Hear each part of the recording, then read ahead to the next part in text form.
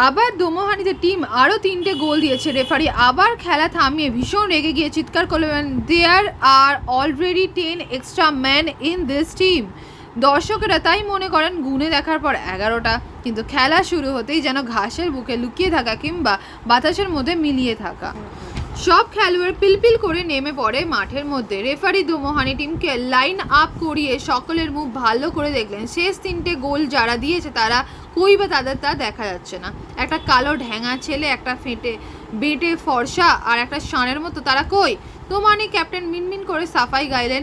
Referee আরও রেগে ঢং। চা বাগানের টিমও ভ্যাবাচাকা খেয়ে হাঁপড়ে পড়ছে, কিন্তু কেউ কিছু বুঝতে পারছে না। খেলা অবশ্য বন্ধ হয়ে গেল। দাদামশাইয়ের বাবা লাইনে ধারে দাঁড়িয়ে খেলার হালচাল দেখে বললে, আম্বার সেই গন্ধ, এখানে একটা রহস্য আছে বুঝলে সমাদদার। স্টেশন মাস্টার সমাদদারের পাশেই ছিলেন, বললেন, ব্যাটারে একটু বাড়াবাড়ি করে ফেলছে। কে? কাদের কথা বলছো? সমাদদার এগিয়ে গেলেন। দাদামশাইয়ের বাবা দীর্ঘশ্বাস ফেলে বলেন, গন্ধটা খুব সন্দেহজনক। দাদামশাই বাবা সবই লক্ষ্য করছেন আর বললেন, এইসব ভালো কথা নয়, গন্ধটা খুব সন্দেহজনক। বৌমা, এইসব কি দেখছো তোমাদের এখানে? হুট করে বললেন, সব মানুষরা এসে পড়ছে কোথা থেকে, আবার হুশ করে কোথায় মিলিয়ে যায়। কাল মাঝরাতে উঠে একটু তামাক খাওয়ার ইচ্ছে হলো, উঠে বসে কেবলমাত্র আপনি মনে একটু তামাক খাই, অমনি একটা লোক কে যেন বলে উঠল, এই যে বাবা মশাই, তামাক সেজে দিচ্ছি। অবাক হয়ে দেখি সত্যি একটা লোক কলকে ধরিয়ে এনে হুঁকোয় বসিয়ে দিয়ে গেল। এরা সব কারা?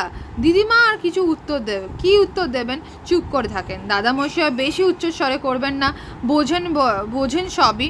কিন্তু দাদামশাই সব বাবা কেবলই চারধারে বাতাসে শুকে শুকে বেড়ান আর বলেন, ভালো কথা নয়, গন্ধটা খুব সন্দেহজনক। মা প্রায়ই তার দাদুর সঙ্গে বেড়াতে বেরোতেন।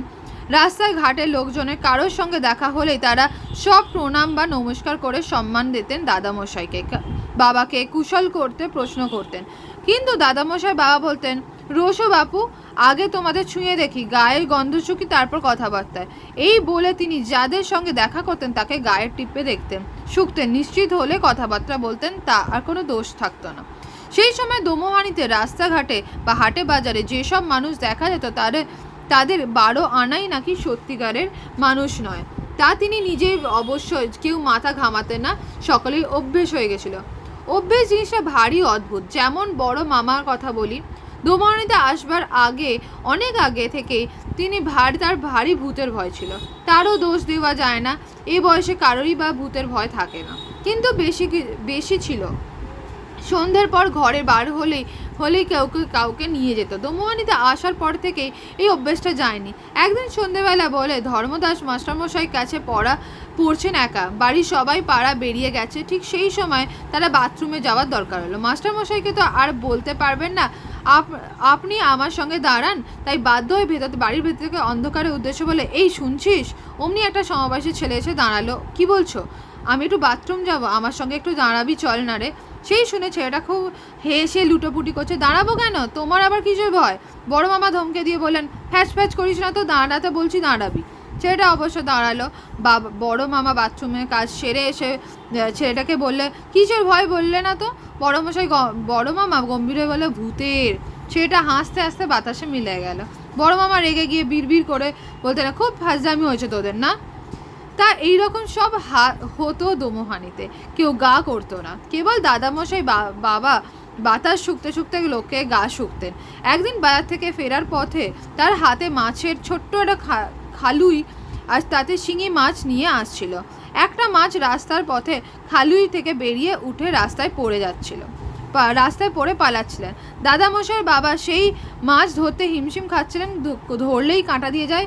এমন সময় একটা লোক খুব সহৃদয়ে এসে মাছটাকে ধরে খালুইতে ভরে দিয়ে চলে যাচ্ছিল। দাদামশাই বাবা তাকে থামিয়ে গা শুকিয়ে বলল, এ তো ভালো কথা নয়, গন্ধটা খুব সন্দেহজনক। তুমি কে হে? কারা তোমরা? তখন এই বলে দাদামশাই বাবা তার পথ আটকে দাঁড়ালেন। লোকটা কিন্তু ঘাবড়ালো না। হঠাৎ একটু ঝোঁকে দাদামশাইয়ের বাবার গা শুকিয়ে সেও বলল, এ তো ভালো কথা নয়, গন্ধটা বেশ সন্দেহজনক। আপনি কে বলুন তো? কে? এই বলে লোকটা হাসতে হাসতে বাতাসে অদৃশ্য হয়ে গেল। দাদামশাই বাবা আর গন্ধের কথা বলতেন না, কিন্তু গম্ভীর হয়ে থাকতেন ঠিকই। ভূতের অপমানিত এই প্রেস্টিজটা খুব লেগেছিল। একটা ভূত তার গা শুকে নাকি বলে গেছে, ভাবা যায়?